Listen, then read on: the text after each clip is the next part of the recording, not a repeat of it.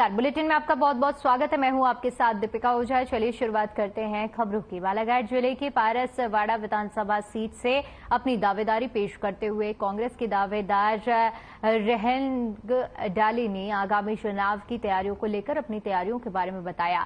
साथ ही BJP party की तरफ से किए जा रहे कार्यों में अपनी तीखी प्रतिक्रिया दी है और जमकर बीजेपी पर निशाना भी साधा है। उन्होंने कहा कि अगर आगामी चुनाव में उनकी जीत होती है तो वे क्षेत्र के विकास के लिए तमाम कार्य करेंगे। भाजपा की सरकार है मध्य प्रदेश और लगभग 5 साल हो गया हमारे सम्मानित रामकिशोर कावरे जी आयुष मंत्री हैं। निश्चित परस्परा विकास से कोसों दूर है। आप तो 6 महीने 1 साल से देख रहे हो। मंत्री जी का काम सिर्फ भूमि पूजन करना है। आज वहां इतने करोड़ की सौगात, आज वहां इतने करोड़ की सौगात, मात्र भूमि पूजन करते हैं। मैं उदाहरण देना चाहता हूं आपको बालाघाट के ओवरब्रिज का। बालाघाट के ओवरब्रिज का पहले मुख्यमंत्री जी ने उद्घाटन किए, उसके बाद उमा भारती जी ने किए और यहाँ के स्थायी नेताओं ने तो कई बार उद्घाटन करके कई बार टेप लगा के गिना गया कि और भी बढ़ रहा है। नगर पालिका चुनाव के पहले आपने देखे कि होर्डिंग लगा दी गई थी बैनर कि बालाघाट के ओवरब्रिज की सौगात। ये भाजपा की सरकार है, ये जुमलेबाजी करते हैं, ये सिर्फ झूठ बोलते हैं, ये काम करना नहीं चाहते। और आपको अगर परसवाड़ा का विकास ही देखना है, आप मीडिया के माध्यम से आपको भी खबर लगी कि मानकोट नदी में जाके देख लीजिए, जहाँ मंत्री जी का क्षेत्र है, जहाँ 5 साल पर आपके मंत्री है, जबकि राजमार्ग है बालाघाट से मंडला जुड़ने वाला, जब एक राजमार्ग है कि रोड का पुल नहीं बना सकते तो विकास की क्या संभावना है? मध्य प्रदेश पटवारी संघ की चल रही प्रदेश स्तरीय हड़ताल से छैगांव माखन क्षेत्र के 40 पटवारी, हल्का क्षेत्र के 25 पटवारी हड़ताल पर चले गए हैं, जिससे प्रधानमंत्री सम्मान निधि, जाति प्रमाण पत्र जैसे ग्रामीणों को जरूरी काम नहीं हो पा रहे हैं। आपको बता दें कि 23 अगस्त 2023 से पटवारी हड़ताल पर हैं। वहीं क्षेत्र के पटवारियों ने 28 अगस्त को अपने बस्ती तहसील कार्यालय में जमा कराकर कलम बंद कर हड़ताल शुरू कर दी थी। वहीं वेतन विसंगतियों को दूर करने के लिए पटवारियों के हड़ताल पर होने से ग्रामीणों को भारी असुविधाओं का सामना करना पड़ रहा है। मध्य प्रदेश पटवारी संघ प्रांतीय नेतृत्व के आह्वान पर हमारी ये चरणबद्ध आंदोलन हमारा प्रारंभ हुआ है। हमारा 18/8/2023 को हम लोगों ने माननीय मुख्यमंत्री जी के नाम कलेक्टर महोदय जी को ज्ञापन दिया था। उसके बाद द्वितीय चरण में हम लोगों ने 22 तारीख से सामूहिक अवकाश लिया था 3 दिवस का, और 26 तारीख को हम लोगों ने पूरे प्रांत स्तर के ऊपर तिरंगा यात्रा निकाली थी, जो कि प्लेटिनम प्लाजा अटल पथ से प्रारंभ होकर के मुख्यमंत्री निवास तक थी, लेकिन शासन के द्वारा हम लोगों को जवाहर चौक तक की अनुमति दी गई। तो सभी लोग वहां उपस्थित हुए थे। सहकारिता कर्मचारियों के हड़ताल के 14 दिन हो गए हैं, पर शासन प्रशासन की तरफ से उनकी मांगों की ओर से ध्यान नहीं दिया जा रहा है। आपको बता दें कि हड़ताल पर कर्मचारियों के होने की वजह से क्षेत्र की उपभोक्ता राशन की दुकानों में ताले लगे हुए हैं, जिस वजह से दुकानें नहीं खुल रही हैं और गरीबों को इस बार राखी के त्योहार पर बिना राशन के ही रहना पड़ रहा है। वहीं किसानों को खाद नहीं मिल पाने से उन्हें भी काफी दिक्कतों का सामना करना पड़ रहा है, जिससे ग्रामीणों में भारी रोष है। शासन को शीघ्र निर्णय लेना चाहिए।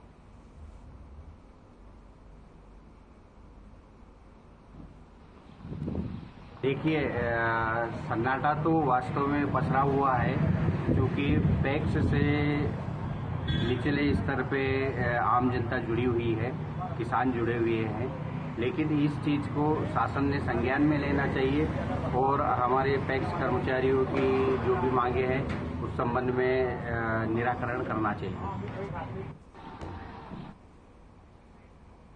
कई दशकों तक डकैतों के लिए बदनाम चल रहे चंबल आंचल के भिंड जिले का नाम अब Guinness book of world record में शामिल होने जा रहा है।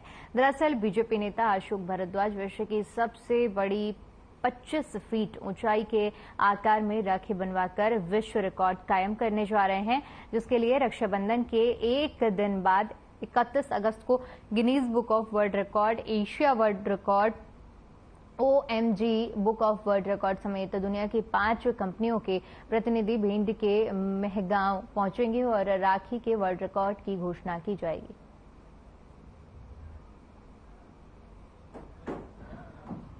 सनातन धर्म को ऊंचाई देने में हर सनातनी का दायित्व है कि अपने धर्म का प्रचार करें, अपनी संस्कृति का प्रचार करें और बहनों को और ज्यादा सशक्त बनाने के लिए बहनें और ज्यादा सशक्त बने। सुबह से शाम तक जो योजनाएं चल रही है, सारी बहनें, लाडली बहनें, हमारी सनातन संस्कृति को कहीं न कहीं इससे पुष्टि मिलती है। ऐसे में क्या है, लाडली बहना हमारी शुरू हुई, लाडली बहना के साथ ये सब चला। कार्यकर्ता अपना अपना काम कर रहा है, तो कार्यकर्ता इकट्ठे होते हैं चुनाव के टाइम पे, शादी के टाइम पे जैसे रिश्तेदार इकट्ठे होते हैं, ऐसे क्यों नहीं महंगाव विधानसभा में दावेदारी क्यों नहीं? हर कार्यकर्ता का अधिकार है दावेदारी करना। खबर भिंड से है, जहां पर ट्रैफिक पुलिस की दबंगई सामने आई है। बता दें कि बीच रूट पर ट्रैफिक पुलिस के एक युवक के साथ मारपीट की गई। मारपीट करते हुए ट्रैफिक पुलिस का आरक्षक उसे रोड की दूसरी तरफ खड़ी जीप तक ले गया और जहां पर युवक का ट्रैफिक आरक्षक ने चालान करवाया। वहीं पुलिस के आरक्षक द्वारा युवक के साथ की गई मारपीटाई का वीडियो वायरल हो गया है। हालांकि इस वीडियो को हमारे चैनल इसकी पुष्टि नहीं करता है। तो ट्रैफिक पुलिस की दबंगई सामने आई है, जहां पर युवक के साथ मारपीट की गई है और ये वीडियो भी वायरल हो रहा है इस वक्त सोशल मीडिया पर। भिंड की ये पूरी घटना।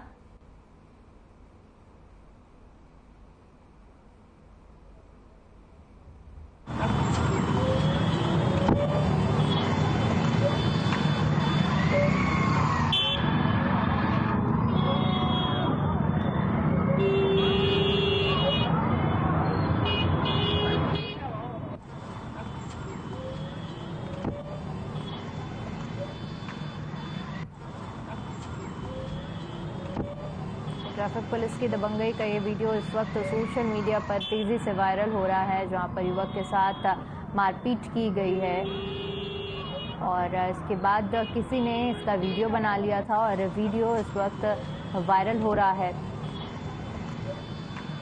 ये वीडियो हम आपको दिखा रहे हैं, भिंड का ये वीडियो, जहां पर ट्रैफिक पुलिस की दबंगई सामने आई है, जहां पर ट्रैफिक पुलिस की ओर से एक युवक को पीटा जा रहा है, जो कि आप देख सकते हैं कि किस तरह से पहले उसे पकड़कर पास में खड़ी जिप्सी के पास ले गए हैं और उसके बाद उसकी चालानी कार्रवाई भी की गई है।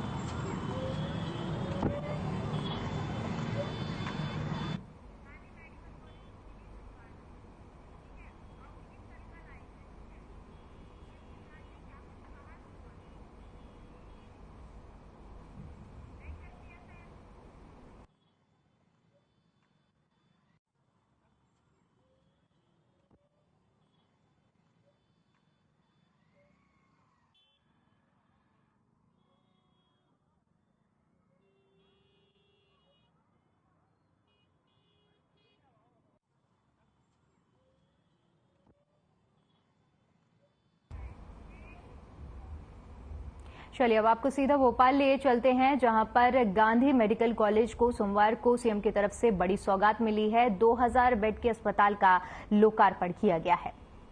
हमारे बहुत वरिष्ठ राजनेता और एक नहीं कई बिल्डिंगें मैंने बनवाई हैं इनसे। अलग अलग जगह मेडिकल कॉलेजेस जो हम तेजी से बनाते चले जा रहे हैं, उनको बनाने का काम गोपाल भार्गव जी का ही डिपार्टमेंट कर रहा है और आज की बिल्डिंग भी बहुत अच्छी बनी है। आदरणीय पंडित गोपाल भार्गव जी इस विभाग के मंत्री, जिसका आज कार्यक्रम है,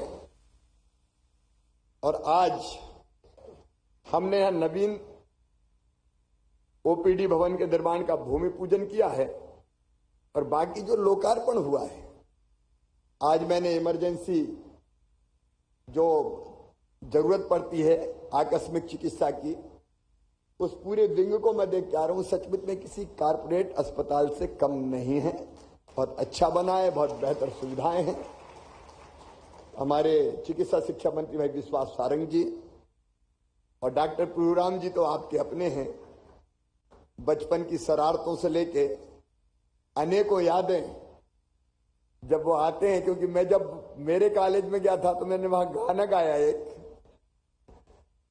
एहसान मेरे दिल पे तुम्हारा है दोस्तों, ये दिल तुम्हारे प्यार का मारा है दोस्तों। तो आज उनको कई यादें यहाँ की आ रही होगी। डॉक्टर प्रभुराम चौधरी जी हमारे बहुत वरिष्ठ नेता और हुजूर के विधायक भाई रामेश्वर शर्मा जी, हमारी मेयर बहन मालती राय जी और बर्रुकाट भोपाल के जो नेता हैं भाई आलोक शर्मा जी, इनका भाग्य और भविष्य यहीं से जुड़ा हुआ है।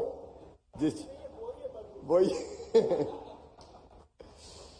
मोहम्मद सुलेमान जी एसीएस हमारे, पवन शर्मा जी कमिश्नर, सुदाम खाड़े जी। लेकिन मैं सबसे पहले आज आदर सहित प्रणाम करना चाहूंगा doctor HS Trivedi ji, doctor निर्भय श्रीवास्तव जी, डॉक्टर दुबे जी, डॉक्टर विसारिया जी, डॉक्टर वर्मा जी। एक बार जोरदार ताली बजा के उनका अभिनंदन करें। वो आपके सीनियर्स भी हैं और मध्य प्रदेश के चिकित्सा जगत की पहचान भी है। यहां उपस्थित मेरे प्रिय डॉक्टर मित्रों और जूनियर डॉक्टर्स भी होंगे जो कभी कभी शरारत करते रहते हैं, भांजे और भांजियों।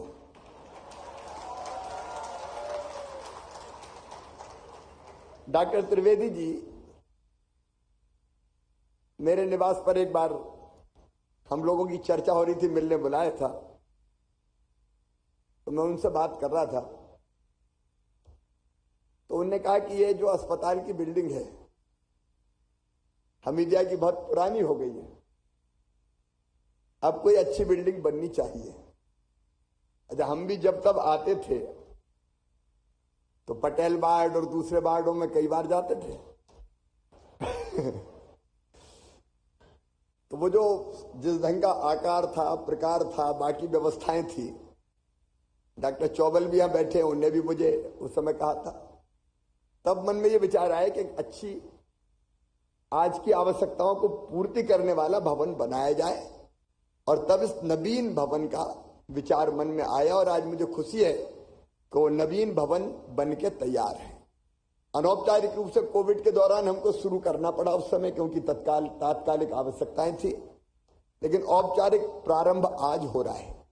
बाकी विस्तार से विश्वास जी ने चिकित्सा शिक्षा के क्षेत्र में और डॉक्टर प्रभुराम जी ने स्वास्थ्य के क्षेत्र में जो काम हो रहे हैं बताया है। मेरे प्रिय मित्रों, अब चूंकि देश के, प्रदेश के आप वो नागरिक हैं जो सबके बारे में सोचते हैं, इंटेलेक्चुअल क्लास से भी हम संबंध रखते हैं। एक जमाना था जब मध्य प्रदेश बीमारू राज्य कहा जाता था और मध्य प्रदेश की ग्रोथ रेट निगेटिव हुआ करती थी 2002 में 3 में। आज मुझे बताते हुए खुशी है कि मध्य प्रदेश की आर्थिक वृद्धि की दर पिछले साल 19.06% थी, इस बार भी हमने 16% क्रॉस किया है। मध्य प्रदेश तेजी से आगे बढ़ रहा है। हमारी जीएसडीपी का आकार हुआ करता था 71,000 करोड़ रुपया, आज उसको हम ले गए 15 लाख करोड़ तक। पर कैपिटा इनकम कभी हुआ करती थी 11,000 रुपया, आज मुझे बताते हुए प्रसन्नता है 1,40,000 हम क्रॉस कर चुके हैं पर कैपिटा इनकम के। और देश में वृद्धि दर के मामले में हम लगभग पहले नंबर पर हैं। मध्य प्रदेश का देश की जीएसडीपी में अपना योगदान कभी हुआ करता था 3.6%, आज वो योगदान है 4.8%। हमने जबरदस्त प्रगति की है। मैं घंटों उसके बारे में बता सकता हूं। कभी टूटे फूटे गड्ढों में, सड़क में गड्ढा, 7,000 किलोमीटर रोड थे, आज 5 लाख किलोमीटर से ज्यादा शानदार सड़कें हमने 5 लाख किलोमीटर से ज्यादा बनाई है। बिजली का उत्पादन और उपलब्धता 2900 मेगावाट थी, आज हम पहुंच गए 29,000 मेगावाट के पार। कई ऐसे क्षेत्र हैं जहां हमने काम किया है, लेकिन 2 चीजें थी जो मन में कसकती थी, एक हेल्थ और दूसरा एजुकेशन। मुझे कोविड के दौर में कोविड हो गया था तो अस्पताल में एडमिट में था, तब भी मेरे दिमाग में ये विचार आता था कि कैसे हम इन दोनों क्षेत्रों में मध्य प्रदेश को आगे बढ़ाएं। और तभी मेरे दिमाग से एक कल्पना निकली थी सीएम राइज स्कूल की, जो मध्य प्रदेश के ग्रामीण क्षेत्रों में, शहरी क्षेत्रों में तेजी से बन रहा है। एक स्कूल का भवन हम बना रहे हैं लगभग 38-40 करोड़ रुपए का। वहां स्मार्ट क्लास, वहां लाइब्रेरी, वहां लैब बस लेके आएगी,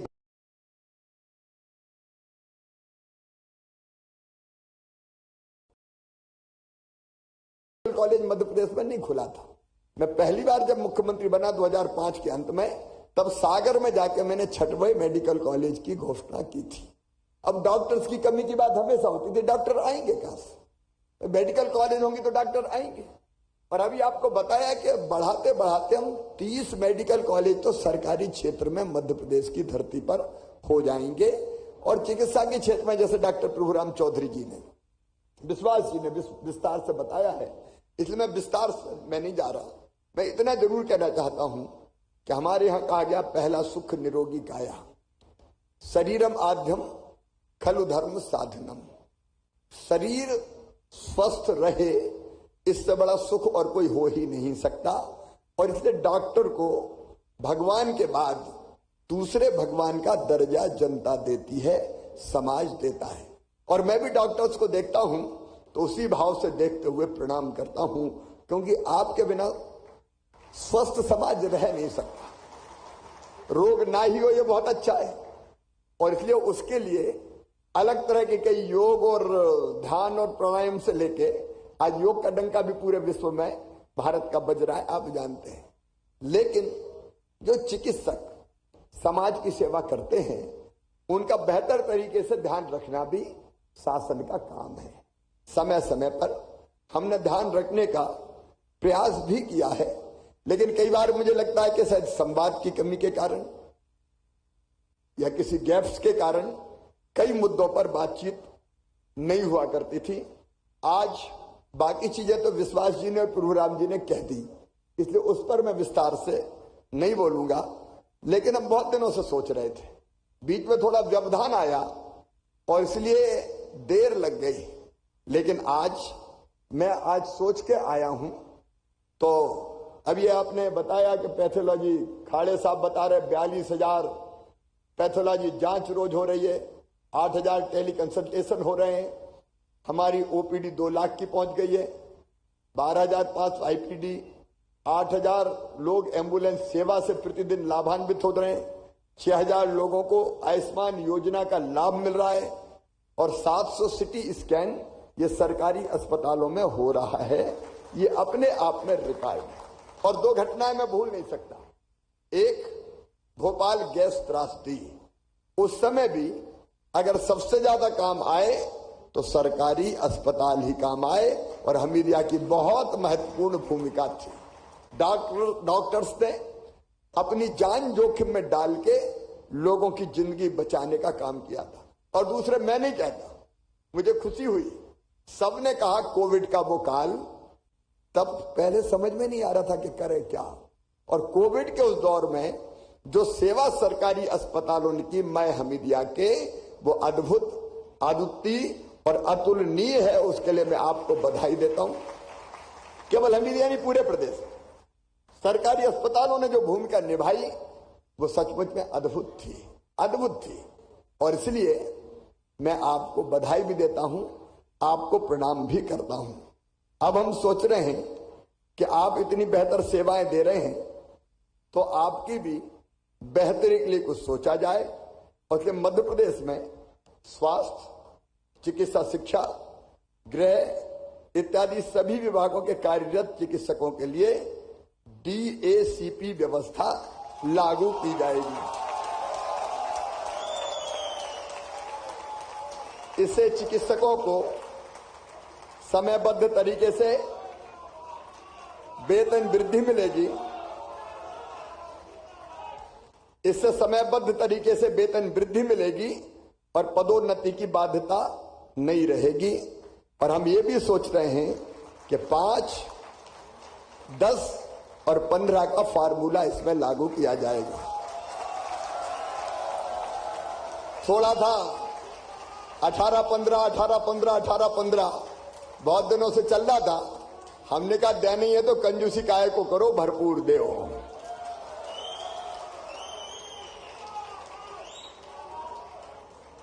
फिर मेडिकल कॉलेज के डॉक्टर्स को 7th पे कमीशन का जो वास्तविक लाभ था वो 1 अप्रैल 2018 से मिला, बाकी को 2016 से मिल गया है।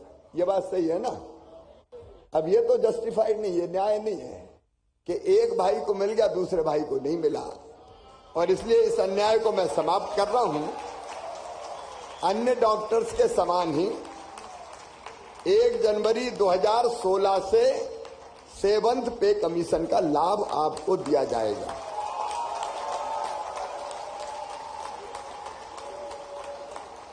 फिर एक बात और आई कि प्रदेश के सभी विभागों के डॉक्टर्स का 7वें वेतनमान में जो एनपीए की जो गणना हुई है, भारत सरकार द्वारा जो तय फार्मूला है, तो उस गणना में सुधार की जरूरत है, क्योंकि आपने कहा कि डॉक्टर्स के मूल वेतन के त्रुटिपूर्ण निर्धारण से वे सदैव कम वेतन पाने को विवश होंगे।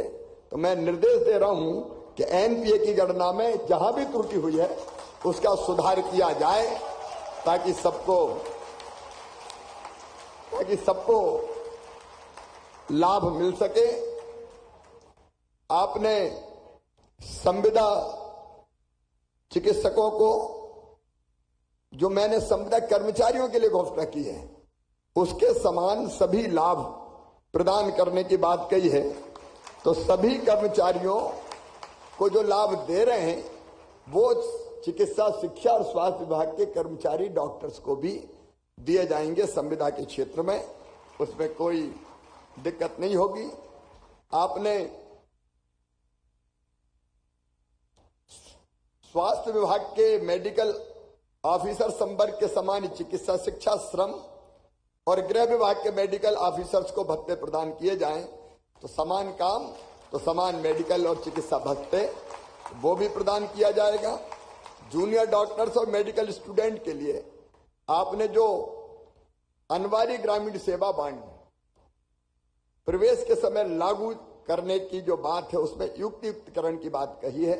मैं केवल एक बात इसमें कहूंगा कि ग्रामीण क्षेत्र में हमारे जो हॉस्पिटल्स खुले हैं उनमें डॉक्टर्स की जरूरत है, और उसको वो नैतिक हमारी ड्यूटी है, हमारा कर्तव्य है कि वहां डॉक्टर रहें। लेकिन अब चूंकि लगातार मेडिकल कॉलेजेस खुलते जा रहे हैं, डॉक्टर्स की संख्या भी लगातार बढ़ती जा रही है, इसलिए जो सीट लिविंग बॉन्ड की राशि है उसका युक्तियुक्तकरण किया जाएगा।